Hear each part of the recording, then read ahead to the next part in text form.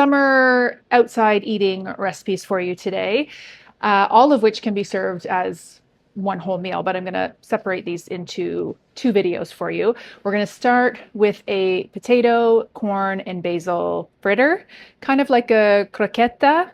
Pretty easy to pull together, uses the best of sort of what's in season now, particularly if you have your own garden.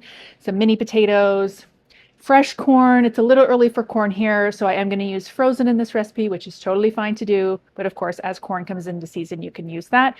And we're going to dip out into the greenhouse to get some micro basil to go in here as well. So let's get this started.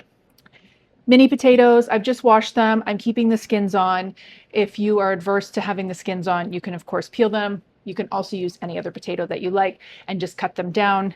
Going to put these in a pot of cold water, bring them to a low boil, and let them cook for about 12 to 15 minutes, just until they're tender and we can mash them up.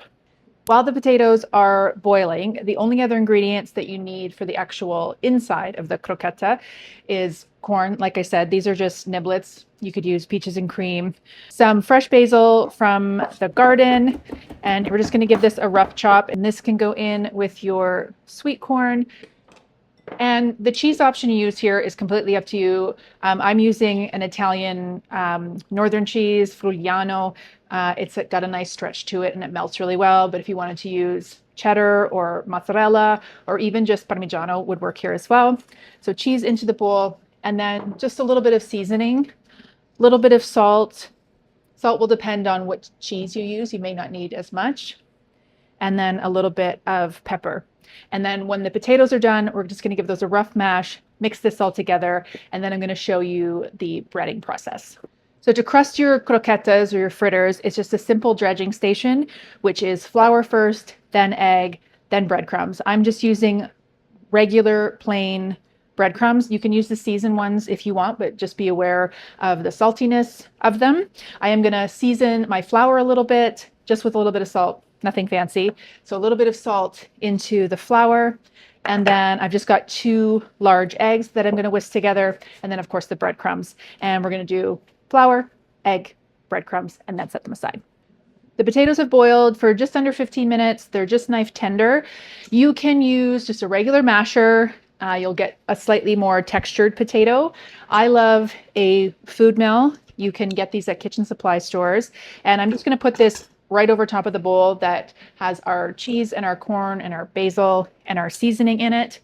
And I'm just going to take the potatoes and just plonk them right into the food mill. You could also use a ricer for this as well, but if you've left the skins on, the ricer is going to give you more trouble than the food mill is. And it's just as simple as turning the crank this way, and then if you need to clean the blade, just go in reverse. And you just want to do this until all your potatoes have gone through. So once all your potatoes are through, make sure you scrape the bottom of your food mill off. And in case you're wondering, yes, some of the skins are in here as well. Just going to give this one final little pass and get the rest in through here. And just blend this all together. And I am using the hot potatoes here, which is actually kind of helpful because it's going to melt the cheese a little bit, which is going to make forming your croquettes or your fritters much easier to do. So to shape the fritters or croquettes, I'm just going to take, I don't know, let's call this a ping pong size, no bigger than a golf ball. You want these to be like 2 or 3 bites worth, especially if you want to serve these as like a summer appetizer outside. You don't want them to be so big that people kind of struggle to eat them.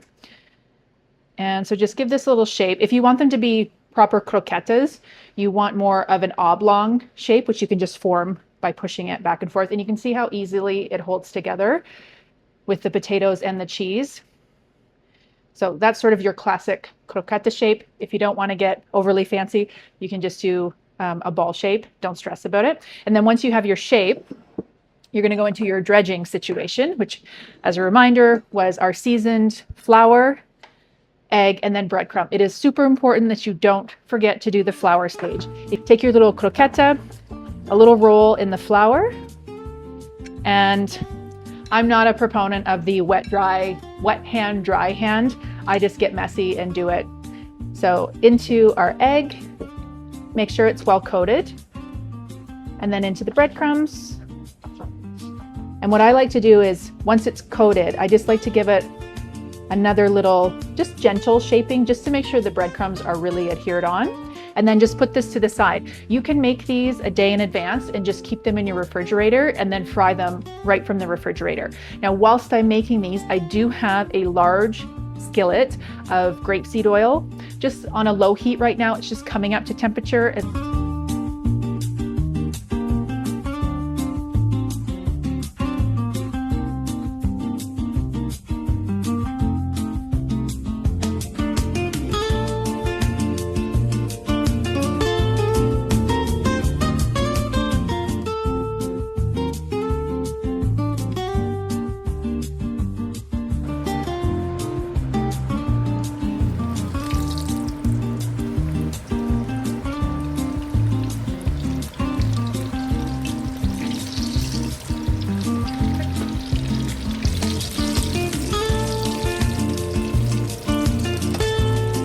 Hot fritters, hot croquettes, kind of like a hush puppy, but better. What's important though, as soon as they are out of the oil, make sure they get a little sprinkle of salt while they're just still slightly glistening from the fat. While I let these cool for like 60 seconds or so I don't completely burn my mouth, a couple tips on frying for you. Shallow frying is my preferred method as opposed to deep frying, where you're constantly trying to keep whatever the food is you're frying submerged in the oil. Shallow frying is you just have whatever it is you're frying just half submerged, and then you're turning it to do the opposite side. Rules or safety tips for frying: always use a larger vessel, something with a high side, and only fill it to a maximum with oil to about the halfway mark, bearing in mind that you're going to be adding volume to it, and as you add volume, the oil is going to rise up, and you don't want it to go so far up that it bubbles up and then boils over. Then you've got a fire on your hands. Grapeseed oil is my preferred oil. It has a high smoke point. It's an oil that I consider to be healthy. You can use any neutral oil you like.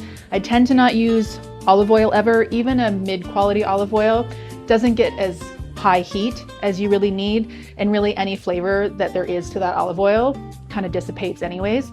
Avocado oil is a great oil as well. It has a high smoke point too.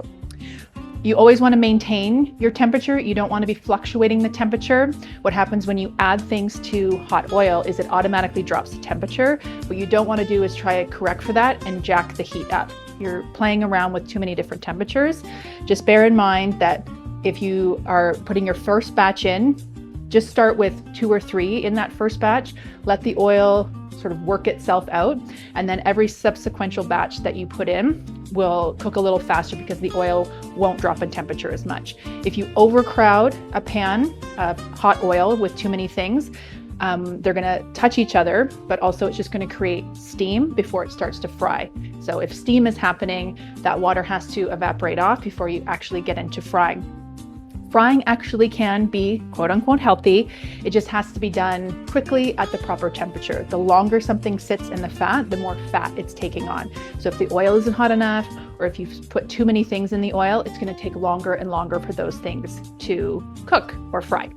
And like I said, get them out of the oil as soon as they're golden brown on all sides. Let them drain on a piece of kitchen paper, paper towel, whatever, and always season as soon as they come out of the fryer.